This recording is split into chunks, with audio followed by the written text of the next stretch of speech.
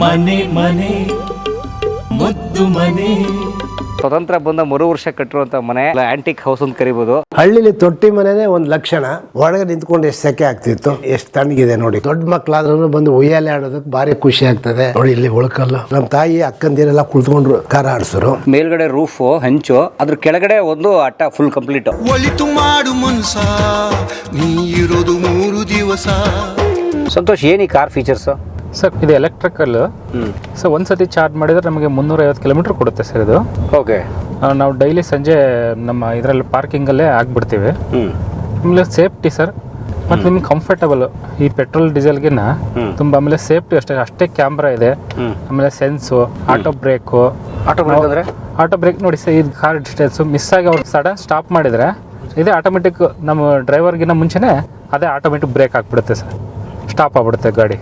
ಗುದ್ದಕ್ಕೆ ಚಾನ್ಸೇ ಇಲ್ಲ ಸರ್. ನಮಗೆ ಯಾರ ಹಿಂದೆ ಬಂದು ಗುದ್ದಬೇಕಷ್ಟೇ ಸರ್. ನಾವು ಫ್ರಂಟಿಂದ ಯಾರಿಗೂ ಗುದ್ದಲ್ಲ ಸರ್.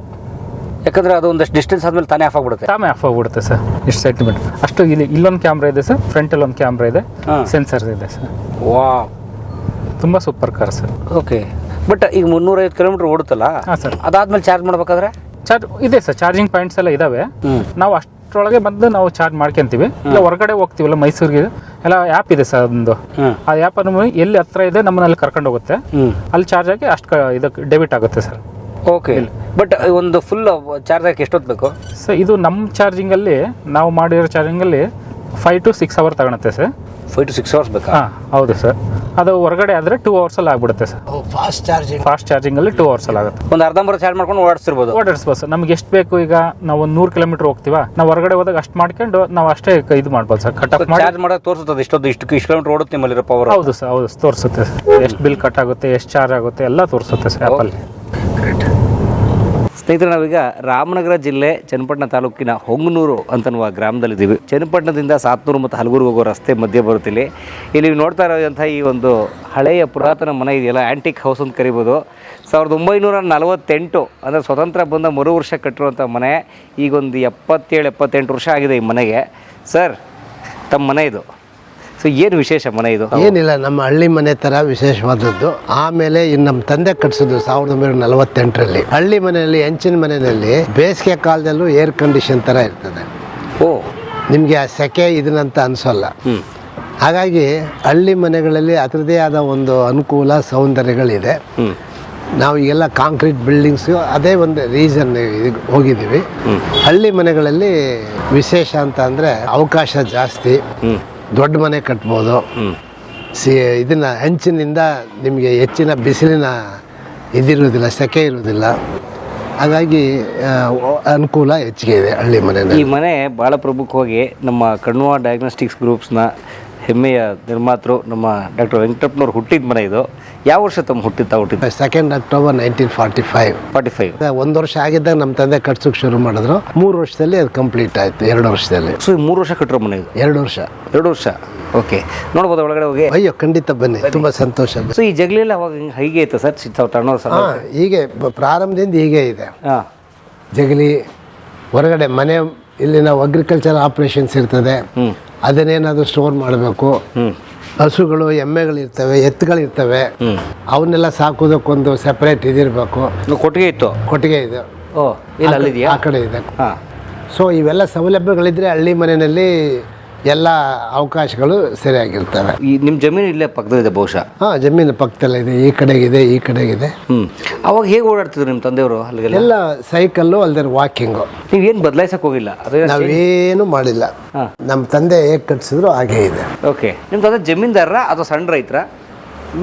ಮೀಡಿಯಂ ಫಾರ್ಮರ್, ಮಧ್ಯವರ್ಗದ ರೈತರು. ಸುಮಾರು ನಮಗೊಂದು 25 ಎಕರೆ ಜಮೀನಿದೆ. ಓಕೆ. ಏನು ಬೆಳೀತಿದ್ರಿ? ತೆಂಗಿದೆ. ಮೊದಲು ರಾಗಿ ಬೆಳೀತಾ ಇದ್ವಿ. ಗದ್ದೆಗಳಲ್ಲಿ ಯಾವಾಗಲೂ ಕೆರೆಗಳಲ್ಲಿ ನೀರು ತುಂಬಿರೋದು, ಗದ್ದೆಗಳಲ್ಲಿ ಭತ್ತ ಬೆಳೀತಾ ಇದ್ವಿ. ಒಳ್ಳೆ ಸಮೃದ್ಧಿಯಾದ ಭತ್ತ ಆಗ್ತಿತ್ತು. ಈಗ ಹೊಲದಲ್ಲಿ ರಾಗಿ ಬೆಳೀತಾ ಇದ್ವಿ. ಈಗ ಅಲ್ಲಿ ತೆಂಗಿನ ಗಿಡ ಹಾಕಿ ಸುಮಾರು 800 ತೆಂಗಿನ ಗಿಡ ಇದೆ, ಒಂದು 200 ಸಪೋಟ ಇದೆ, ಒಂದು 150 ಟೀಕ್ ಮರ ಇದೆ. ಬಾಲ್ಯದ ನೆನಪು, ನಾವು ಸೆಕೆ ಕಾಲ ಬಂದರೆ ಇಲ್ಲೇ ಮಲ್ಕೊಳ್ತಿದ್ದು. ನಾವೇನಾದರೂ ಸಿನಿಮಾ ನೋಡಬೇಕು ಅಂದರೆ ಮನೇಲಿ ಬೇಡ ಅಂದರೆ ಇಲ್ಲ ಚನ್ನಪಟ್ಟಣಕ್ಕೆ ನಡ್ಕೊಂಡು ಹೋಗ್ತಿದ್ವಿ. ಸೆಕೆಂಡ್ ಶೋ 9 ನೈಟ್ ಈ ಕಡೆಯಿಂದ ನಡ್ಕೊಂಡು ಹೋಗಿ ಆ ಕಡೆಯಿಂದ ನಡ್ಕೊಂಡು ಬರೋದು. 1:30 ಬಂದು ಮಲಕ್ಕೊಳ್ಳೋದು. ಮನೆಯವ್ರಿಗೆ ತಂದೆ ತಾಯಿಗಳಿಗೆ ಗೊತ್ತಾಗ್ತಿರ್ಲಿಲ್ಲ ಇವರೇ ಸಿನಿಮಾಗೆ ಹೋಗಿದ್ದಾರೆ ಅಂತ. ಯಾವ ಫಿಲ್ಮ್ಗೆ ಹೋಗಿದ್ರಿ ಹತ್ರ? ಆ ಥರ ತುಂಬ ಫಿಲ್ಮ್ ಹೊಸದು, ಸ್ಕೂಲ್ ಮಾಸ್ಟರು, ನೋಡಲು ತಾ ಬಂದ ತುಂಬ ಹೆಸರುಗಳು ಮರ್ತೋಗಿದೆ. ಆಗೆಲ್ಲ ಒಳ್ಳೆ ಸಿನಿಮಾಗಳು ಬರ್ತಿದ್ವು. ಈಗ ಥರ ಡಾಮ್ ಡೂಮ್ ಅಂತ ಅನ್ನೋ ಥರ ಸಿನಿಮಾ ಇರಲಿಲ್ಲ. ಅತಿ ಮಧುರ ಅನುರಾಗ. ಬನ್ನಿ ಒಳಗಡೆ ಹೋಗೋಣ. ಸರ್ ಇದು ಆಗಲೇ ನಿಮ್ಮ ತಂದೆಯವ್ರ ಕಾಲದ ಡೋರೆ ಸರ್ ಇದು? ಹೌದು ಹೌದು. ಇದರಲ್ಲಿ ಏನು ನಾವೇನು ಮಾಡಿಸಿಲ್ಲ ನಮ್ಮ ಕಾಲದಲ್ಲಿ. ಓಕೆ. ಆ ಕಾಲದಲ್ಲಿ ಕಟ್ಟಿದಾಗ ಹೇಗಿತ್ತು ಹಾಗೆ ಒಂದು ಸ್ವಲ್ಪ ಕಿಚನನ್ನು ಬದಲಾವಣೆ ಮಾಡಿದ್ದೀವಿ. ಓ ಸರ್, ತೊಟ್ಟಿ ಮನೆ ಸರ್? ಹಾಂ, ತೊಟ್ಟಿ ಮನೆ. ಹಳ್ಳಿಲಿ ತೊಟ್ಟಿ ಮನೆಯೇ ಒಂದು ಲಕ್ಷಣ. ತೊಟ್ಟಿ ಮನೆಯಲ್ಲೇ ಗಾಳಿ ಆಡೋದು. ಹೊರಗಡೆ ಈ ಕಾಂಕ್ರೀಟ್ ನೆಲ ಮತ್ತು ಹಂಚಿನ ನೆಲದಲ್ಲಿ ನಿಮಗೆ ನೋಡಿ, ಈಗ ಒಳಗೆ ನಿಂತ್ಕೊಂಡು ಎಷ್ಟು ಸೆಕೆ ಆಗ್ತಿತ್ತು, ಬಿಸಿ ಇತ್ತಲ್ಲಿ. ಈಗ ನಿಂತ್ಕೊಂಡಿದ್ದೀವಿ, ಎಷ್ಟು ತಣ್ಣಗಿದೆ ನೋಡಿ, ಕೂಲ್ ಆಗಿದೆ. ಕಂಪ್ಲೀಟ್ ಒಂಥರ ಸಹಜವಾದ ಎ ಸಿ. ಸಹಜವಾದ A C, natural A C. ಮುಂದೆ ಗಾಳಿ ಬರುತ್ತೆ, ಮೇಲಿಂದ ಪಾಸ್ ಬರುತ್ತೆ. ವಾವ್. ಹೆಂಚು ಆ ಬಿಸಿಲಿನ ತಾಪನ ಟ್ರಾನ್ಸ್ಫರ್ ಮಾಡೋದಿಲ್ಲ. ಅದೇ ಕಾಂಕ್ರೀಟ್ನೆಲ್ಲ, ಕಾಂಕ್ರೀಟು ಕಾದ ತಕ್ಷಣವೇ ಕೆಳಗಡೆಗೆ ಇದು ನೀವು ಫಸ್ಟ್ ಫ್ಲೋರ್ 2 ಫ್ಲೋರ್ ಮನೆ ಇದ್ದರೆ ಫಸ್ಟ್ ಫ್ಲೋರಲ್ಲಿ ಮಲ್ಕೊಳ್ಳಿ, ರಾತ್ರಿ ಹೊತ್ತು ಎಷ್ಟು ಸೆಕೆ ಆಗ್ತದೆ. ಹಂಚಿನ ಮನೇಲಿ ಆ ಥರ ಇಲ್ಲ, ಸೆಕೆ ಆಗೋಲ್ಲ. ಎಸ್, ಒಳ್ಳೆ ನ್ಯಾಚುರಲ್ ಕೂಲ್ ಆತ ಇದಿರ್ತದೆ. ಬಾಲ್ಯದಲ್ಲಿ ಮಳೆ ಬರುವಾಗೆಲ್ಲ ಕೂತ್ಕೊಂಡ್ಬಿಡೋದು. ಅಯ್ಯೋ ಭಾರಿ ಸಂತೋಷ ಆಗೋದು. ಮಳೆ ಬಿದ್ದ ತಕ್ಷಣ ಹೊರಗಡೆ ಓಡೋಗೋದು, ಇಲ್ಲಿ ನಿಂತ್ಕೊಂಡು ನೀರಾಟ ಆಡೋದು. ಕೆರೆ ಕೋಡಿ ಬೀಳ್ತು ಅಂದರೆ ಎಲ್ಲ ಊರಿನ ಜನ ಎಲ್ಲ ಕೆರೆ ಏರಿ ಕೆರೆ ಕೋಡಿ ಹತ್ರನೇ ಇರ್ತಿದ್ರು. ಆ ಒಂದು ಸಂಭ್ರಮ ಇತ್ತಲ್ಲ, ಮಳೆ ಬಿದ್ದಾಗ ಕೆರೆ ಕೋಡಿ ನೋಡೋದು, ನೀರು ಹರಿಯೋದು ನೋಡೋದು, ಅದು ಯು ಕೆನಾಟ್ ಇಮ್ಯಾಜಿನ್. ಅದೇ ಒಂದು ಹಳ್ಳಿ ರೈತರುಗಳಿಗೆ ಮತ್ತೆ ಒಂದು ಸಂಭ್ರಮ ಕೊಡ್ತಾ ಇದ್ದ ಇದು. ಕೆರೆ ತುಂಬಿತು ಅಂದರೆ 2 ಬೈಲು, 5 ಕಾರು ಭತ್ತ ಬೆಳೆಯುತ್ತೆ ಅಂತ ಒಂದು ಇದು. ಸೊ ಅಕ್ಟೋಬರ್ಗೆ ಇದನ್ನು ಮುಗಿದೋಗೋದು, ಡಿಸೆಂಬರ್ ಹಾರ್ವೆಸ್ಟ್ ಆಗೋದು, ಮತ್ತು ಜಾನ್ವರಿನಲ್ಲಿ ಕಾರ್ ಬೆಳೆ ಹಾಕಿದ್ರೆ ಅದು ಏಪ್ರಿಲ್ ಮೇನಲ್ಲಿ ಭತ್ತ. ಮನೆ ತುಂಬ ಭತ್ತ, ಮನೆ ತುಂಬ ರಾಗಿ. ಈ ಕಾಲದಲ್ಲಿ ನಾವೆಲ್ಲ ನಾವೇ ಅಕ್ಕಿನ ಕೊಂಡ್ಕೊಂಡು ಊಟ ಮಾಡಬೇಕೀಗ. ಆ ಪರಿಸ್ಥಿತಿ ಬಂದಿದೆ. ಈಗೆಲ್ಲ ದೊಡ್ಡ ಕೃಷ್ಣ ಬೆಲ್ಟು, ಕಾವೇರಿ ಬೆಲ್ಟಲ್ಲಿ ಬೆಳೀತಾರೆ. ಕಳಿಸ್ಬೇಕು, ನಾವು ತಿನ್ಬೇಕು. ನಾವು ಕಳಿಸೋದು ನಾವು ತಿನ್ನಬೇಕು. ಈಗ ಈ ಊರಿನಲ್ಲಿ ಎಲ್ಲರೂ ಕೊಂಡ್ಕೊಳ್ಳೇಬೇಕು. ಮೊದಲು ಇಲ್ಲಿಂದ ಮಾರ್ತಾ ಇದ್ದದ್ದು ಬೇಕಾದಷ್ಟಿದು. ಸೊ ಈಗ ಹಳ್ಳಿಯವರೇ ಕೊಂಡ್ಕೋತಾರೆ. ಹಳ್ಳಿಯವರೇ ಕೊಂಡು ಯಾರೂ ಬೆಳೀತಾ ಇಲ್ವಲ್ಲ, ಲೇಬರ್ ಇಲ್ಲ, ಎಲ್ಲ ಗದ್ದೆಗಳೆಲ್ಲ ಹಾಗೆ ಭಾಳ ಬಿದ್ದಾವೆ. ಹಾಂ, ಚೈಲ್ಡ್ಹುಡ್ಡು ಎಲ್ಲ ಚೆನ್ನಾಗಿತ್ತು. ಒಳ್ಳೆ ಪೇರೆಂಟ್ಸು, ಒಳ್ಳೆ ಅಕ್ಕಂದಿರು. ನಾನು 3 ಜನ ಅಕ್ಕಂದಿರ ಹಿಂದೆ ನಾನು. ಅದ್ರ ಮೇಲೆ ಮನೆ ಒಳಗೆ ಭಾರಿ ಪ್ರೀತಿ ಪಾತ್ರನಾದ ಮಗ. ಹಾಗೆ ಅಷ್ಟೇ ನಂಗೆ ನೆನಪಿರೋದು. ಭಾರಿ ಇನ್ನೇನು ಬ್ಯಾಡ್ ಇವೆಂಟ್ಸ್ ಏನು ಇಲ್ಲ. ನನಗೆ ನಿಮ್ಮ ತಂದೆ ಸ್ಟ್ರಿಕ್ಟ್ ಅಂದರೆ ಒಳ್ಳೆಯವರು. ನಾವು ಓದೋದಕ್ಕೆ ಏನು ಅಡ್ಡಿ ಆತಂಕ ಇಲ್ಲ. ಇನ್ಫ್ಯಾಕ್ಟ್ ನಮ್ಮ ತಂದೆಗೆ ಹೇಳಬೇಕು ಅಂದರೆ ನಾನು SLC ಪಾಸ್ ಆದಾಗ ಎಲ್ಲರೂ ಇಲ್ಲಿ ಪಾಲಿಟೆಕ್ನಿಕ್ ಸೇರ್ಕೊ ಅಂತ.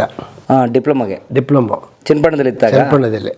ಅವ್ರಿಗೆ ಒಬ್ಬರು ಅಡ್ವೊಕೇಟ್ ಇದ್ದರು, ಪಾಪಣ್ಣ ಅಂತ, ಇನ್ನೊಬ್ಬರು ಗಿರಿಯಪ್ಪ ಅಂತ. ಅವರು SLC ಫಸ್ಟ್ ಕ್ಲಾಸ್ ತೆಗೆದಿರೋನ್ನ ನೀವು ಪಾಲಿಟೆಕ್ನಿಕ್ ಸೇರಿಸ್ಬೇಡಿ, ಕರ್ಕೊಂಡು ಬಂದು government arts college, arts and science college, central college ಎದುರುಗಡೆ ಇದೆ ನೋಡಿ, ಬೆಂಗಳೂರು.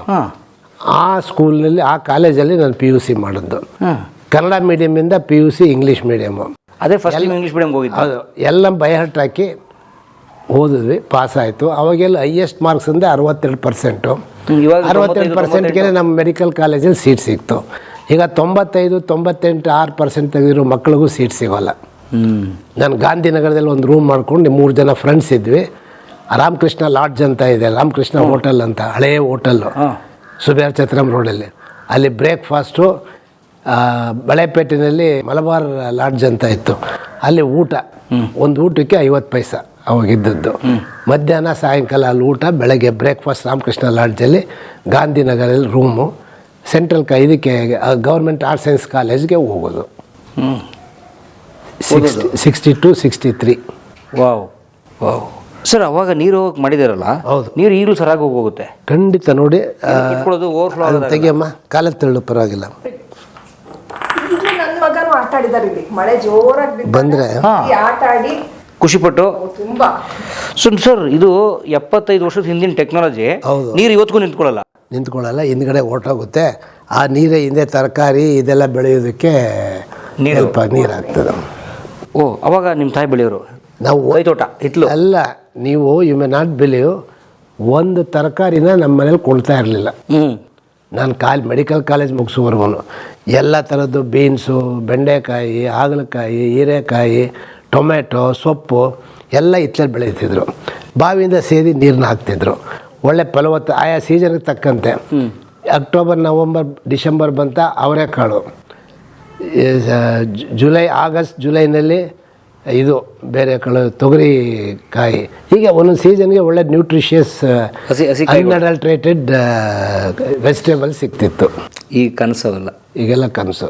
ಈಗೆಲ್ಲ ಬ್ಯಾಂಗ್ಳೂರು ಸೀವೇಜ್ ವಾಟರ್ ಬೆಳೆಯೋದೇ ತುಂಬ ತರಕಾರಿಗಳು ಸಿಗೋದು. ಅಯ್ಯೋ, ನೋಡೋಕ್ಕೆ ದಪ್ಪ ದಪ್ಪ ಹಿಂಗಿರ್ತವೆ. ಹೌದು, ಹೈಬ್ರಿಡ್. ಈಗ ಹೈಬ್ರಿಡ್ ಅಂದರೆ ಫರ್ಟಿಲೈಸರ್ಸು ಮತ್ತು ಸೀಡ್ಸನ್ನು ಇದನ್ನು ಮಾಡಿ ಹೈಬ್ರಿಡ್ ಬಂದಿದೆ. ಹೈಬ್ರಿಡಲ್ಲಿ ನಾವು ನ್ಯಾಚುರಲಾಗಿ ಬೆಳೀತಾ ಇದ್ದಂಥ ತರಕಾರಿ ಕಾಳುಗಳಿರುವಂಥ ಟೇಸ್ಟು ಅದ್ರಲ್ಲಿ ಹೈಬ್ರಿಡಲ್ಲಿ ಇಲ್ಲ, ಆ ಗುಣನೂ ಇಲ್ಲ. ಬನ್ನಿ ಸರ್, ಹೋಗೋಣ ಸರ್ ಕಡೆ ಬನ್ನಿ. ಅವಾಗೆಲ್ಲ ಸೋಫಾ ಇಲ್ಲ ನಿಮ್ಮ? ಆಗಲ್ಲ, ಸೋಫಾ ಇಲ್ಲ, ಇವೂ ಇರಲಿಲ್ಲ. ನೆಲದ ಮೇಲೆ ಕುಳಿತುಕೊಳ್ತಿದ್ದು ನಾವೆಲ್ಲ. ಇದೆಲ್ಲ ನಾನು ಡಾಕ್ಟ್ರ್ ಆದಮೇಲೆ ಒಂದು 40-50 ವರ್ಷ ಆದಮೇಲೆ ಇವು ತರಿಸೋದು ಚೇರ್ಸು. ಅವಾಗೇನು ಚಾಪೆ? ನಾವೆಲ್ಲ ಮಲ್ಕೊಳ್ತಿದ್ದು ಇಲ್ಲೇ ಹಜಾರದಲ್ಲಿ. ಹಾಸಿಗೆ ಹಾಸ್ಕೊಂಡು ಇದ್ರ ಮೇಲೆ ಮಲ್ಕೊಬಿಡೋದು. ಈ ಕಾವಿ ಎಲ್ಲ ಅವಾಗಿಂದೇನ ಸರ್ ಇದೆಲ್ಲ? ಅವಾಗಿಂದೆ. ಕೆಂಪು ಕಾವಿ ಹೋಗೋದಿಲ್ಲ ನೋಡಿ, ಎಷ್ಟು ಚೆನ್ನಾಗಿದೆ. ಆಮೇಲೆ ಆ ಕೂಲ್ನೆಸ್ ಇರ್ತದೆ ನೋಡಿ, ಸಿಮೆಂಟ್ ಇರುತ್ತೆ ನೋಡಿ. ಹೌದು. ಈಗ ನೀವು ನಂಬೋದಲ್ಲ ಅಂತ ಕಾಣಿಸ್ತದೆ. ನಮ್ಮ ಮಿಸ್ಸಸ್ಸು ಟೈಲ್ಸ್ ಬೇಡ, ಮಾರ್ಬಲ್ ಬೇಡ, ಇದನ್ನು ಮಾಡಿಸಿ ಅಂತ ನಾವು ಬೆಂಗಳೂರು ಮನೆ ಕಟ್ಟಿದಾಗ ಆ ಮನೆಗೆ ಬಸವೇಶ್ವರ ಮನೆಗೆ ಇದು ರೆಡ್ ಆಕ್ಸೈಡ್ ಸಿಮೆಂಟ್ ಹಾಕ್ಸಿ ಅಂತ ನಾನು ಅವ್ರಿಗೆ ಕನ್ವಿನ್ಸ್ ಮಾಡಿ ಆ ಟೈಲ್ಸು ಮತ್ತು ಇದನ್ನು ಹಾಕ್ಸ್ತೆ. ಹೌದು ನೋಡಿ, ಎಷ್ಟು ನ್ಯಾಚುರಲ್ ಆಗಿದೆ. ಸೊ ಅವಾಗೆಲ್ಲ ಮನೆಗಳೊಂದು ತೊಟ್ಲು ಕಾಮನ್ ಆಗಿರೋದು ಅಲ್ಲ ಸರ್? ಮನೇಲಿ ತೊಟ್ಲು ಕಂಟಿನ್ಯೂಟಿ. ಆಮೇಲೆ ಎರಡನೇದು, ದೊಡ್ಡ ಮಕ್ಕಳಾದ್ರೂ ಬಂದು ಉಯ್ಯಾಲೆ ಆಡೋದಕ್ಕೆ ಭಾರಿ ಖುಷಿ ಆಗ್ತದೆ. ಈಗ ಇವ್ರ ಮಗ ಮತ್ತು ನಮ್ಮ ಮಗ ತಂಗಿ, ನನ್ನ ಮೊಮ್ಮಕ್ಕಳು, ಹೆಣ್ಣು ಮೊಮ್ಮಕ್ಕಳು ಬಂದರೆ ಭಾರಿ ಖುಷಿಯಾಗಿ ಉಯ್ಯಾಲೆ ಆಡ್ತಾರೆ. ಓಕೆ. ರೂಫ್ ಏನು? ರೂಫ್ ಹಂಚು. ಮತ್ತು ಇದನ್ನೇನಾಗಿದೆ, ಇಲ್ಲಿ ಮನೇಲಾಗುವಂಥದ್ದು ಸ್ಟೋರ್ ಮಾಡೋದಕ್ಕೆ ಅಲ್ಲಿಗೆ ಹಾಕಿ ಇದನ್ನು ಮಾಡಿದ್ದೀವಿ. ನೀವು ಅಲ್ಲಿ ಹತ್ತು ನೋಡ್ಬೋದು. ಓಕೆ. ಅದ್ರ ಮೇಲೆ ಹಂಚು ನೋಡಿ, ಈ ಥರ ಹಂಚಿರ್ತದೆ. ಆ ಸ್ಲೋಪಲ್ಲಿ ನೀವು ಉಳ್ಬೋದು. ಎಲ್ಲ ಸ್ಟೋರೇಜ್ ಏರಿಯಾ ಅದು. ಇದೆಲ್ಲ ಸ್ಟೋರೇಜ್ ಅಟ್ಟ. ಓಕೆ. ಹಳ್ಳಿ ಮನೇಲಿ ಅಟ್ಟ ಅಂತಾರೆ, ರೈತರ ಮನೇಲಿ. ಅಟ್ಟ ಇಲ್ಲದೆ ಹೋದರೆ ನೀವು ಆ ಕಡೆ ಈ ಕಡೆ ಸ್ಟೋರ್ಗೆ ಕಣಜ ಇರ್ತದೆ, ಭತ್ತಕ್ಕೊಂದು ಕಡೆ, ರಾಗಿಗೊಂದು ಕಡೆ. ಅಟ್ಟದಲ್ಲಿ ನೀವೆಲ್ಲ ಸಾಮಾನುಗಳನ್ನ ಸ್ಟೋರ್ ಮಾಡೋದು. ಅಲ್ಲಿ ಕೊಟ್ಟಿಗೆನಲ್ಲಿ ನೇಗರು ಉಳುಮೆ ಮಾಡುವಂಥದ್ದನ್ನೆಲ್ಲ ಅಲ್ಲಿ ಇರ್ತದೆ. ಎತ್ತುಗಳು, ಹಸುಗಳು, ಎಮ್ಮೆಗಳು, ಅವಾಗೆಲ್ಲ ಒಂದು ವ್ಯವಸ್ಥೆ ಇತ್ತು. Very nice. ಗ್ರೇಟ್.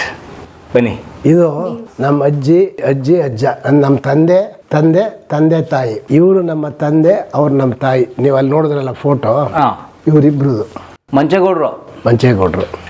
ತುಂಬ ಹಿಂದೆ ತೀರ್ಕೊಂಡ್ಬಿಟ್ಟಿದ್ರು ಮಂಚೇಗೌಡರು. ಅವ್ರು ತೀರ್ಕೊಂಡು 50 ವರ್ಷ ಆಯಿತು. ನಾನು ಡಾಕ್ಟರ್ ಆದ 3 ವರ್ಷಕ್ಕೆ MD ಓದ್ತಾ ಇದ್ದೆ. ಬನ್ನಿ ಒಳಗಡೆ. ಅವಾಗೆಲ್ಲ ಟೇಬಲ್ ವ್ಯವಸ್ಥೆ ಇಲ್ಲ ಊಟಕ್ಕೆ, ನೆಲ.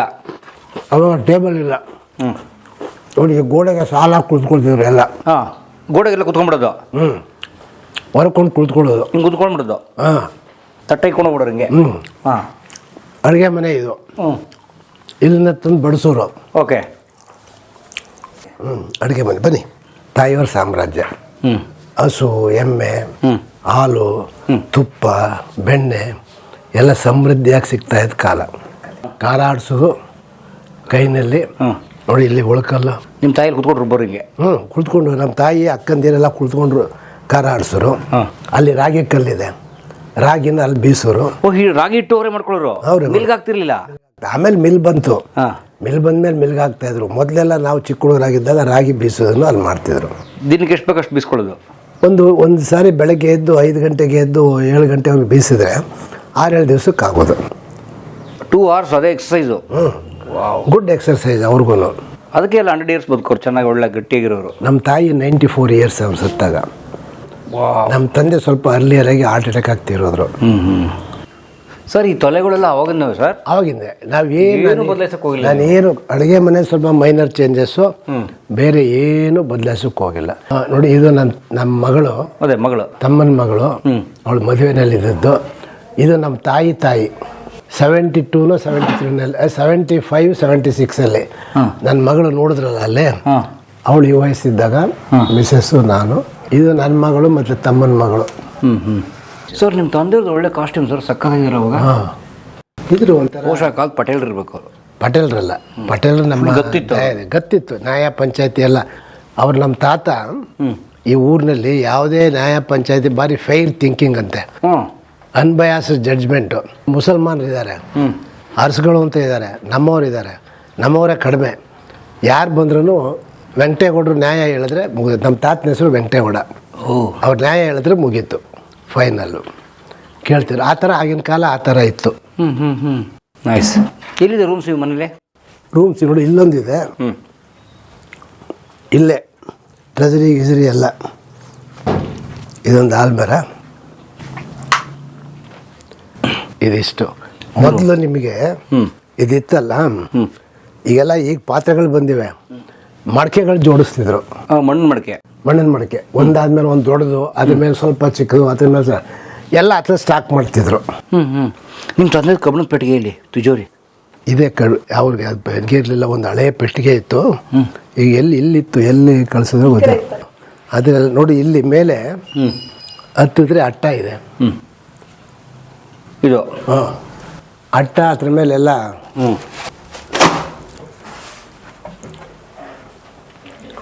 ಫುಲ್ ಸ್ಟೋರೇಜ್ ಸರ್ ಇಲ್ಲಿ. ಸ್ಟೋರೇಜ್ ಏರಿಯಾ ಅದು. ಗ್ರೇಟ್. ಕೊಡಿ ತೋರಿಸ್ತೀನಿ ನೋಡಿ, ಇದು ಫುಲ್ಲು ಸ್ಟೋರೇಜ್. ಇದು ಮೇಲ್ಗಡೆ ರೂಫು ಹಂಚು, ಅದ್ರ ಕೆಳಗಡೆ ಒಂದು ಅಟ್ಟ ಫುಲ್ ಕಂಪ್ಲೀಟ್. ಅಲ್ಲೆಲ್ಲ ಈಗ ನಿಂತ್ಕೊಂಡು ಹೋಗಕ್ಕೆ ಆಗ್ತಿರ್ಲಿಲ್ಲ, ಈಗ ಬಗ್ಗು ಹೋಗಿ ಎಲ್ಲ ಜೋಡಣೆ ಮಾಡೋರು. ಹೆಂಚುಗಳು ನೀವು ಚೇಂಜ್ ಮಾಡಿಸಿದ್ರಾ? ಅದೇ ಮಧ್ಯೆ ಚೇಂಜ್ ಅಲ್ಲ, ಇದನ್ನ ಅಲ್ಲೇ ಮಳೆ ಹಂಚು ಹೊಡೆದೋದ್ರೆ ಅದರಿಂದ ನೀರು ಸೋರುತ್ತೆ. ಅದನ್ನ ಹಂಚನ್ನ ಇದು ಮಾಡಿ ದರದ ಕೊಟ್ಟಿಗೆ ಇದು. ಸೊ ಇಲ್ಲಿಂದ ಒಂದೇ ಡೋರು? ಇಲ್ಲಿಂದ ಒಂದೇ ಡೋರು. ಒಳಗಿಂದ ನೋಡ್ಬೋದು. ಅವಾಗ ರೈತರಿಗೆ ಸರ್ ದನಗಳು ಹಸುಗಳೇ ಸಂಪತ್ತು. ಅದೇ ದೊಡ್ಡ ಸಂಪತ್ತು. ಸಗಣಿ, ಒಳ್ಳೆ ಗೊಬ್ಬರ, ತೋಟದಲ್ಲಿ ರಾಗಿ ಹೊಲದಲ್ಲಿ ಇದಕ್ಕೆ ಹಾಲು ಮೊಸರು ಸಮೃದ್ಧಿಯಾಗಿರೋದು. ಈಗ ಎಲ್ಲ ಹಸುಗಳು ತೆಗೆದ್ಬಿಟ್ಟು ನೋಡ್ರಿ ಸರ್, ಎಲ್ಲ ಹಸುಗಳು. ಸರ್ ಆಗ ಎಲೆಕ್ಟ್ರಿಸಿಟಿ ಇಲ್ಲ ನೀವು ಇದ್ದಾಗ? ನಾನು 8th ಸ್ಟ್ಯಾಂಡರ್ಡ್ ಓದ್ತಾ ಇದ್ದಾಗ ಎಲೆಕ್ಟ್ರಿಸಿಟಿ ಬಂತು. ಸೊ ಬೆಳಕಿಗೆ ಏನು ಮಾಡೋರಿ? ದೀಪ, ಸೀಮೆಣ್ಣೆ ದೀಪದಲ್ಲಿ ಓದ್ತಿದ್ವಿ ನಾವೆಲ್ಲ. ನಾನು 8th ಸ್ಟ್ಯಾಂಡರ್ಡು ಸಮ್ವೇರ್ ಆಗಸ್ಟ್ ಸೆಪ್ಟೆಂಬರಲ್ಲಿ ಮಿಡ್ ಟರ್ಮ್ ಎಕ್ಸಾಮ್ ಅಂತಾರೆ. ನಂದು 8th standard mid term exam ಆಗೋ ಟೈಮ್ಗೆ ಎಲೆಕ್ಟ್ರಿಸಿಟಿ ಬಂತು. ಅವಾಗೆಲ್ಲ ಬೇಗ ಮಲ್ಕೊಂಬಿಡೋರು ಜನ. ನೀವು 9 ಗಂಟೆಗೆ ದೊಡ್ಡ ಕತ್ಲೆ ಆದಂಗೆ ಆಗೋದು, 9-9:30 ಮಲಗೋರು, ಬೇಗ ಹೇಳೋರು. ಈಗ ಉಲ್ಟಾ 1 ಗಂಟೆ ಆದ್ರೂ ಮಲ್ಗೊಳ್ರಿ ಯಾರು? 1 ಗಂಟೆ ಆದರೂ ಮಲಗೋಲ್ಲ. ಮೊಬೈಲು ಲ್ಯಾಪ್ಟಾಪು ನೋಡ್ತಾ ಕೊಡ್ತಿರ್ತಾರೆ. ಕಾಲ ಸೈಕಲ್ಲೇ ಬದಲಾವಣೆ ಆದಂಗೆ ಆಗಿದೆ. ಆರೋಗ್ಯದ ಮೇಲೆ ಪರಿಣಾಮ ಬೀರುತ್ತೆ. ಹೌದು, ಆರೋಗ್ಯದ ಮೇಲೆ ಪರಿಣಾಮ ಬಿಟ್ಟೇ ಬೀಳೋದೆ. ಈಗ ಮಾಡರ್ನ್ ಲೈಫಲ್ಲಿ ತುಂಬ ಟೆನ್ಷನ್ನು, ಆಂಗ್ಸೈಟಿ, ಸ್ಟ್ರೆಸ್ಸು, ಇವೆಲ್ಲ ಅದೇ ಅರ್ಧ ಕಾಯಿಲೆಗಳು ಬರೋದಕ್ಕೆ ಕಾರಣ. ಏನು ನಿರಾಳವಾಗಿ ಕೆಲಸ ಮಾಡ್ತಿದ್ರು, ಜಮೀನಲ್ಲಿ ಹೋಗಿ ಊಟ ಮಾಡಿ ಮಲಗ್ತಿದ್ರು. ಈ ಥರ ಕಾಂಪಿಟೇಟಿವ್ನೆಸ್ ಇರಲಿಲ್ಲ. ಮತ್ತು ಅದಾಗಬೇಕು ಇದಾಗಬೇಕು ಅಂತ ಒಂದು ಆಸೆಗಳು ಎತ್ತರಕ್ಕೆ ಇರಲಿಲ್ಲ, ಅವಕಾಶಗಳಿರಲಿಲ್ಲ. ಹಾಗೆ ನೆಮ್ಮದಿಯಾದ ಒಳ್ಳೆ ಜೀವನ ಮಾಡ್ತಾಯಿದ್ರು ಇಲ್ಲಿ. ಅಲ್ಲಿಂದ ಕಿಚನ್ ಇಲ್ಲಿಗೆ ಶಿಫ್ಟ್ ಮಾಡಿದ್ವಿ. ಅವಾಗ ಇದು ಇರಲಿಲ್ಲ ಬಹುಶಃ. ಇದಿರಲಿಲ್ಲ. ಇದೆಲ್ಲ ಕೊಟ್ಟಿಗೆ ಇತ್ತು. ಅದೇ ನೀವು ಹೇಳೋದು ಎಲ್ ಟೈಪ್. ಈ ಕಡೆ ಎಲ್ ಟೈಪ್ ಇತ್ತು. ಆಮೇಲೆ ಇದನ್ನು ಮಾಡಿ ಇಲ್ಲಿ ರೇಷ್ಮೆ ಹುಳ ಮಾಡೋದಕ್ಕೆ ಇದು ಮಾಡಿ ಇಲ್ಲೊಂದು ಟಾಯ್ಲೆಟ್ ಮಾಡಿ ಇವೆಲ್ಲ ಮಾಡ್ರಿ ಆಮೇಲೆ ಮಾಡಿದ್ದು. ಇದು ನೋಡಿ ಇತ್ಲು ಎಲ್ಲ ನೀವು ತರಕಾರಿಗಳು, ಇಲ್ಲೊಂದು ಬಾವಿ ಇತ್ತು, ತರಕಾರಿಗಳು ಎಲ್ಲ ಥರದ ತರಕಾರಿ ಬೆಳೀತಿದ್ವಿ ಇಲ್ಲಿ. 4 ಮಲ್ಲಿಗೆ ಹೂವಿನ ಗಿಡಗಳಿದ್ದು. ನೋಡಿ ಎಷ್ಟು ವಿಶಾಲವಾದ ಜಾಗ. ಇಡೀ ಮನೆಗೆ ಏನು ತರಕಾರಿ ಹೋಗಬೇಕು ನಾನು ಹೇಳ್ತೀನಲ್ಲ, ಯಾರು ನಾವು ಹಳ್ಳಿನಲ್ಲಿ ತರಕಾರಿ ಕೊಂಡ್ಕೊಳ್ತಿರ್ಲಿಲ್ಲ, ಎಲ್ಲ ಇಲ್ಲೇ ಬೆಳೀತಿದ್ವಿ.